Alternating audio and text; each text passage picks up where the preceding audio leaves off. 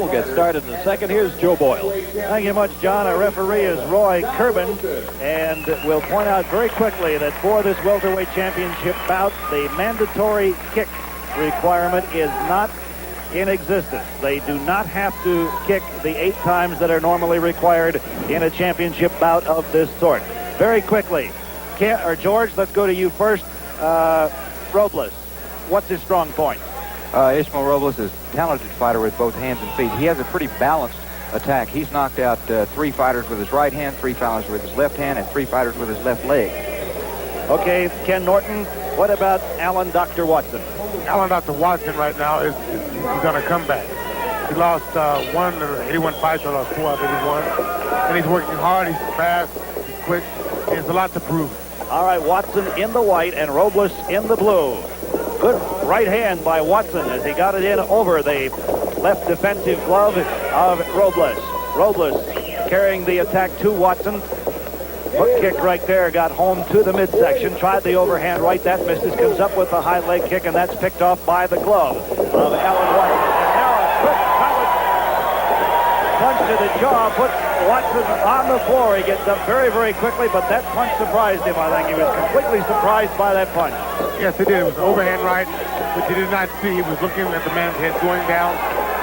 The right hand came over the top, and he did not see it. Robles moving in, trying to finishing him off, driving rights and lefts to the body. Watson trying to weather the storm if he can, moving away from Robles, who moves in, gets in an overhand right. Drove the right hook in over the top of the left glove of Watson. Caught him in the back of the head with that one, staggered him again, and a left hand he drives to the jaw. Ripping lefts and rights, some of those picked off by Watson, but he got the right hand through. Robles and Watson slugging it out toe-to-toe in the middle of the ring right now, and this may be a mistake for Watson, George. I think it can be. Robles has good close-in technique. Robles needs to get out and use that left leg, just like that right there. Besides that, Mr. Minshew, Robles is very strong. He has very good hard punches. He knows what he wants. It's some good stiff punches. Watson hurt right there, almost went down, and Robles moving in now trying to finish him off. Watson staggering in the middle of the ring, and down he goes. Referee Roy Kerbin steps in. Watson laying with his head back on the lower strand of the rope, looking at the extended fingers of Kerbin, trying to get up. He is wobbly. Kerbin checking his eyes. He'll check him out now. Watson very, very wobbly. Robles moving in. There can't be much time left in round 1. A good right hook to the head of Watson by Robles at the end of the round, and Watson weathers the storm. The towel came in thrown by the corner. I think it's a very smart move.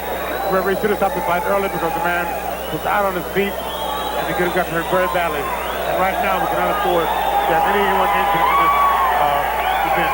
Okay, the towel came in from the corner of Alan Watson. The referee, Roy Kerbin, very intelligently went over to the corner and checked to make sure they meant it, because the bell had already sounded when that towel came out. He went over, double-checked at the corner.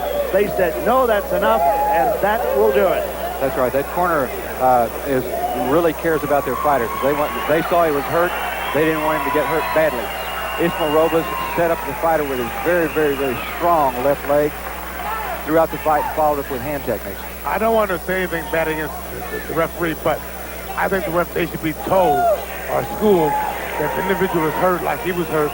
His eyes are still rolling. That it's best to stop the fight rather than let the man get hurt. After all, it's a very good competitive sport, but it must be a safe sport. Well, you've both been in there, and maybe you can tell us what went on at this particular point. What was the most damaging blow as we look at the action again? The most damaging blow was an overhand right. He would drop his head down, right over the top with an overhand right over the left hand of the young man. Well, he caught him earlier with the same punch over on the other side of the ring, and here's that same punch again. Went right over the left hand of the man.